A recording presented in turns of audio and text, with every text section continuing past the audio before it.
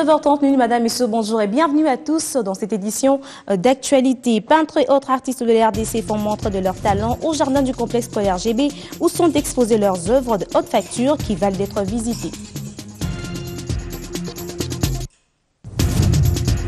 Avec du recul, le gouvernement provincial de la ville de Kinshasa évalue des pertes en vies humaines et d'autres dégâts matériels dus aux percussions subies par la capitale le jour passé à cause de la loi électorale au cours de sa dernière réunion.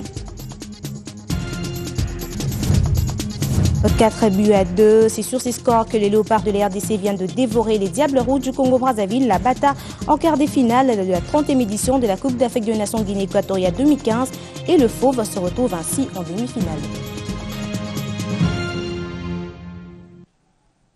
Bienvenue à tous. La rencontre était historique et la qualification aussi. Les Léopards RD Congolais viennent de surclasser le Diable Rouge du Congo dans un match épique. Les Congolais se sont qualifiés pour les demi-finales sur un score de 4-2 après avoir été menés par 2-0. Dieu merci Mbokani, Jérémy Bokila et Joël Kimoa qui ont dépossédé les Diables Rouges et envoyé les Léopards au dernier 17 ans après. De ce fait, nous recevons pour vous Jean-Luc Anida.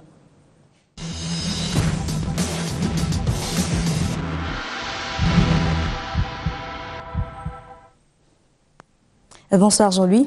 Bonsoir Déby. Les Léopards de la RDC sont effectivement en demi-finale de la CAN 2015. Est-ce que les Léopards avaient la faveur des pronostics?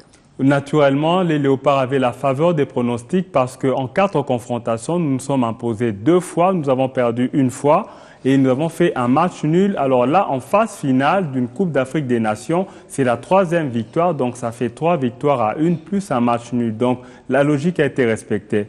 Et qu'est-ce qui a fait la différence côté Congolais RDC? Je crois que c'est l'impact psychologique parce que remontés, ils ont promis le Burkina Faso à la veille, à 48 heures du match. Et oui, on a vu un Burkina Faso parce qu'être mené 2-0 à ce niveau, avec une CAN où on marque très peu de buts, avec une CAN où les équipes jouent tactique, un peu comme les équipes occidentales, je crois que c'est vraiment... Ils avaient, comme on dit, ils avaient de la rage à revendre, ces Léopards, qui ont pu revenir à 20 minutes du match, faire basculer un match comme ça. Il fallait peut-être être RDC pour le faire. Et s'il fallait dresser un bilan des Léopards, que diriez-vous? Moi, je crois que le bilan est largement positif parce qu'avant cette CAN, Jean-Florent Ibenge avait dit que c'est juste pour apprendre que ces jeunes gens vont venir. On s'est qualifié à 22 heures, on se souvient. C'était le dernier pays à s'être qualifié. Il faut aussi dire qu'il promettait un titre pour 2017-2019. Mais là, je crois que ces Léopards et Ibenge, ce sont des âmes bien nées. Ils n'ont pas attendu le temps, ils ont démontré leur valeur. Merci Jean-Louis pour tous ces détails. Merci Déby.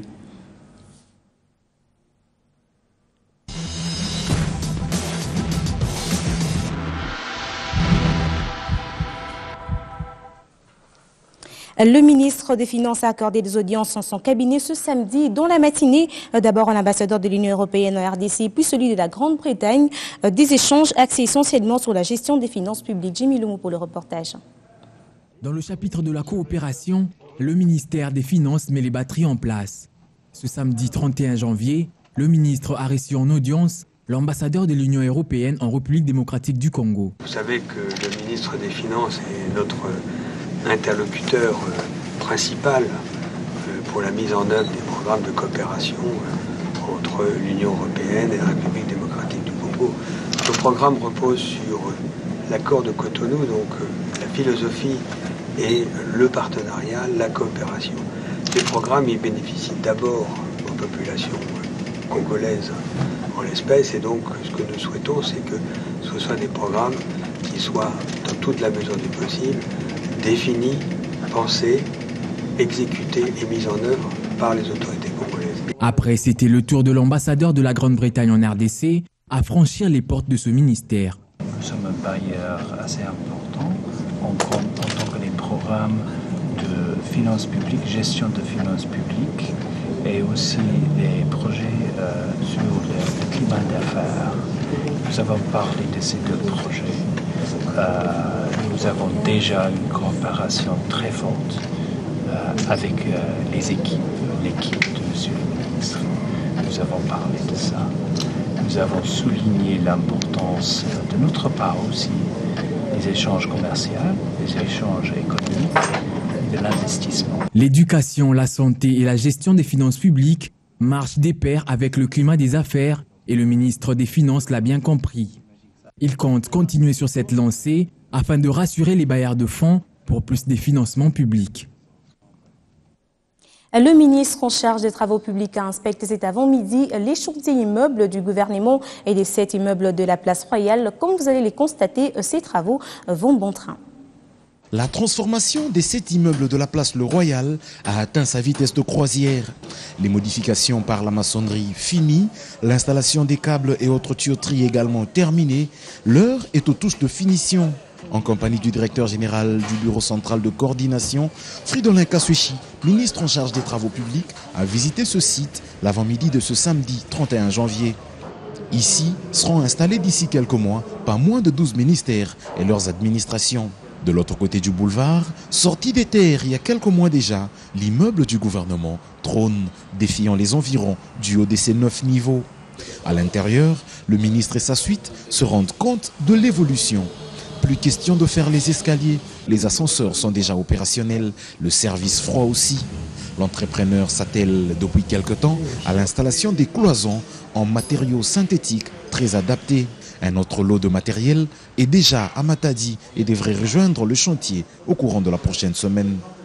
Juste après, le ministre est allé visiter les nouveaux ministères installés chez les privés en attendant la fin de ces travaux. Il y avait ces problèmes Fridolin Kaswechi n'a pas été le seul à inspecter les différents chantiers de la place Royale. L'on compte également la visite d'inspection du gouverneur de la province du Kasaï-Occidental sur la route Kananga-Kalamba-Mbouji, reliant les 2 provinces du Kasaï-Occidental à la République congolaise. Selon Alex Kondé-Moupompa, ces travaux entrent dans le cadre du projet visant à désenclaver cette province afin de lui permettre d'émerger. La route Kananga-Kalamba-Mbouji relie les 2 provinces, le Kasaï occidental en République démocratique du Congo et Lunda Norte en Angola, évolue normalement. Déjà, 171 km ont été construits et la route se trouve à la hauteur de la rivière Lueta, limite des territoires de Kazumba et Luiza. Accompagné de toutes les forces vives de sa province, le gouverneur du Kasaï occidental, Alex Kandé-Moupompa, qui a inspecté les travaux de cette route historique des commerces transcontinental, rassure que les 2 ponts, déjà au port de Lobito en Angola, seront bientôt dédouanés pour faire traverser les engins afin de continuer la construction de cette route au-delà de la rivière Lueta. Un pont flottant sera érigé sur cette rivière. Puisque vous dites que toutes les forces vives de la province du Kasaï occidental qui résident à Kananga m'accompagnent, c'est que tout le monde se rend compte que c'est un grand projet. C'est un projet qui va désenclaver notre province et lui permettre d'émerger. Les engins sont arrivés jusqu'à la rivière Lueta. Ils ne savent pas traverser pour aller de l'autre côté. Je venais d'expliquer que nous avons nos ponts, donc le pont de 60 mètres qui sera jeté sur la rivière Lueta et le pont de 220 mètres qui sera jeté sur la rivière Kasaï. Donc je voudrais rassurer tout le monde que les travaux ne sont pas à l'arrêt. Nous sommes tout simplement en train de chercher la solution pour pouvoir faire traverser les engins de l'autre côté de la rivière. La satisfaction était aussi totale de la part de tous ceux qui ont accompagné le gouverneur Kandé sur cette route, à l'instar des étudiants des universités de la place. J'entendais parler autrement et aujourd'hui je suis touchée de ce que les gouverneurs nous ont fait. J'ai effectué une grande distance, quitté Kananga vers la rivière. J'ai senti que le gouverneur de la province est en train de présenter quelque chose semblable à notre honneur. Il s'est de noter que 171 km de route ont été déjà construits, partant du point de départ à Matamba. L'hôtel Béatrice a servi de cadre pour les agents du ministère du budget pour une cérémonie d'échange de vœux, une occasion pour le ministre Michel Bongongo d'appeler ses collaborateurs à une bonne gestion de la chose publique pour cette année 2015. Mieux vaut tard que jamais, dit-on. Le dernier jour du mois de janvier a été choisi par le ministre du budget pour appeler ses collaborateurs à plus de rigueur dans la gestion de la chose publique pour cette année. C'était lors d'une cérémonie d'échange de vœux. Ce qui est le plus important aujourd'hui, de faire de la rigueur dans la gestion de la chose publique la réalité quotidienne de notre ministère. La rigueur dans le traitement quotidien des dossiers. Autre point relevé, le comportement moral de ces agents dans le traitement des dossiers déposés au ministère. Le deuxième volet de cette rigueur, c'est la rigueur morale. Nous devons donc faire un effort à faire preuve d'un comportement moral dans les rapports que nous créons entre nous, le ministère du Budget, et les bénéficiaires. Comme quoi, le gouvernement de cohésion nationale s'est mis effectivement au travail pour l'accomplissement de la mission qui lui a été assignée. Reparlons finances avec des objectifs que s'assigne la Direction générale des douanes et accises en termes de maximisation des recettes pour l'exercice 2015 à partir du bilan de l'année écoulée jugé positif. C'était le vendredi dernier au cours de la cérémonie d'échange de vœux de Nouvel An. Il n'est jamais trop tard pour mieux faire. La Direction générale des douanes et accises a choisi la fin du mois de janvier pour procéder à la cérémonie d'échange de vœux de Nouvel An. Occasion pour la haute hiérarchie de cette régie financière de dresser non seulement le bilan de l'année 2014, mais aussi de définir les axes d'action à mener pour les années à venir. La DGDA note également un taux d'accroissement de 50,38% pour les assignations de l'année 2014 en ce qui concerne le trésor public. S'agissant des recettes du trésor public, la DGDA a, au cours de l'année 2014, mobilisé 1793 milliards de francs congolais contre des assignations de 2456 milliards de francs, soit un taux de réalisation de 73%. Des réalisations effectuées grâce aux performances de chacun et surtout grâce à la mise en œuvre de 3 axes, à savoir 1. L'amélioration du niveau des recettes. 2. La promotion du civisme fiscal. 3. La lutte contre la fraude et l'évasion fiscale. 4. Le renforcement des capacités du personnel. Cette cérémonie d'échange de vœux intervient 3 jours après la tenue à Kinshasa de la 9e session des directeurs centraux et provinciaux de la DGDA.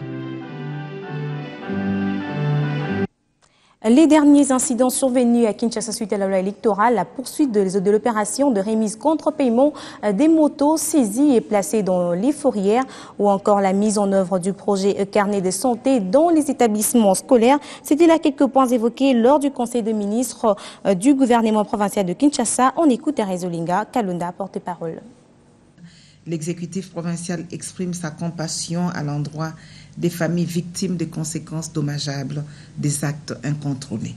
Par ailleurs, les membres du Conseil ont salué les dispositions prises par le gouverneur de la ville pour prêter secours et appui aux familles éprouvées, tout en appréciant le réconfort qu'il a apporté à quelques-unes des familles par des visites domiciliaires. En outre, le Conseil remercie vivement la population quinoise d'avoir répondu spontanément à l'appel de l'autorité urbaine, invitant toute la communauté à la reprise des activités. Dans le domaine des transports, le Conseil informe le public en général et les opérateurs des transports concernés en particulier de la poursuite de l'opération de remise contre paiement des motos saisies et placées dans les fourrières. Aussi convient-il de noter que pour les bus appelés communément 207 placés au niveau de l'échangeur délimité, l'opération similaire sera lancée incessamment. Les concernés sont donc invités à se faire identifier auprès des services du ministère des Transports. Le Conseil a examiné les axes et contours de la mise en œuvre du projet carnet de santé dans les établissements scolaires de la ville de Kinshasa.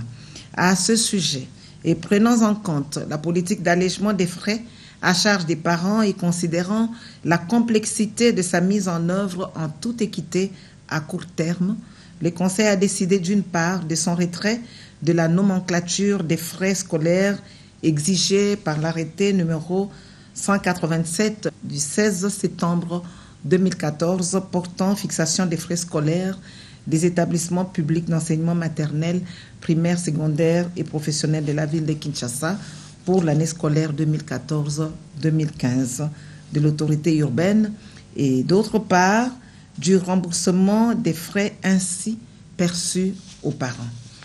En perspective de la rencontre sportive qui opposera ce samedi 31 janvier 2015 les léopards de la République démocratique du Congo aux diables rouges de la République sœur du Congo, les conseils en appellent à l'apaisement et au fair play qu'impose cette discipline sportive. Bien entendu, toutes les chances des victoires restent intactes du côté de nos vaillants léopards à qui nous souhaitons bon vent. C'était une journée chargée pour le ministre de l'Agriculture Isidore Kaboué-Moïou qui a effectué une ronde dans différentes structures sous sa tutelle pour s'enquérir du fonctionnement de certains services techniques, notamment celui des vulgarisations, labo vétérinaire et le SENASEM.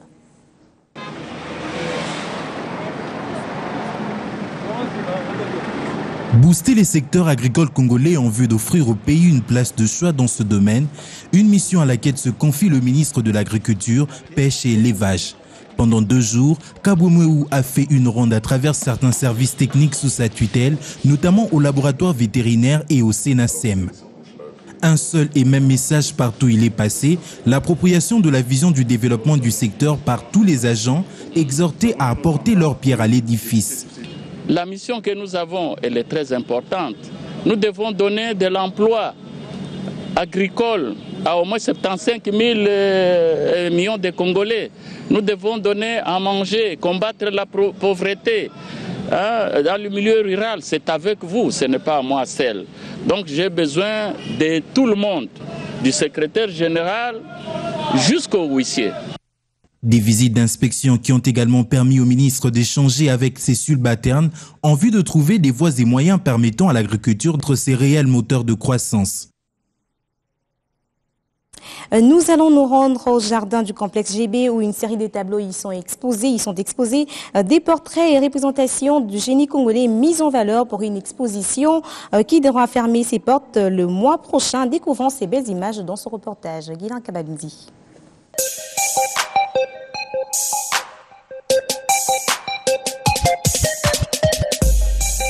Des toiles exposées en plein jardin du complexe GB dans la commune d'Engaliema.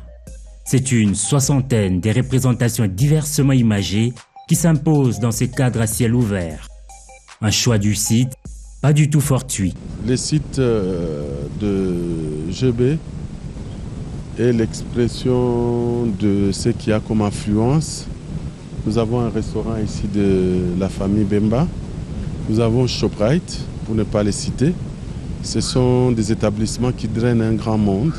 La splendeur et la beauté de la plupart des tableaux puisent leur inspiration dans l'art africain. Mes toiles sont basées sur l'art africain en général. Il y a les travaux des hommes, les travaux des femmes, les marchés, la vie, les danses. Par exemple, là-bas, ce sont des danses, les maternités. Donc, en tout cas, je peins tout ce qui est en rapport avec les activités dans notre vie africaine. Le coup de pinceau de ces génies congolais porte un message à même de pousser les admirateurs à mettre la main dans la poche. L'art, c'est la communication. Quand l'artiste peint, il a l'idée d'attraper une autre personne que nous appelons client, qui va tomber dans la même idée que l'artiste. C'est à ce moment-là que le tableau se vend. Outre la présentation des prouesses congolaises, cette exposition poursuit également un autre objectif, la vente des tableaux. Mais là, il y a à redire. Le bilan n'est pas très reluisant comme on dit. Pour une simple raison que beaucoup de mes compatriotes ont un pouvoir d'achat réduit. Sinon, ils aimeraient bien s'en procurer. Mais c'est le problème de pouvoir d'achat.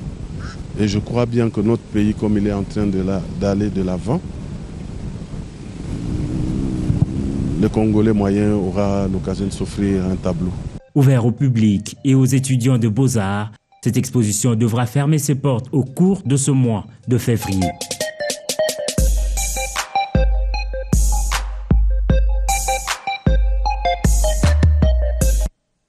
Avant de nous quitter, je vais vous laisser suivre l'ambiance qui a suivi juste après la victoire des Léopards sur le Diable Rouge. Dégustez ces images, nos commentaires.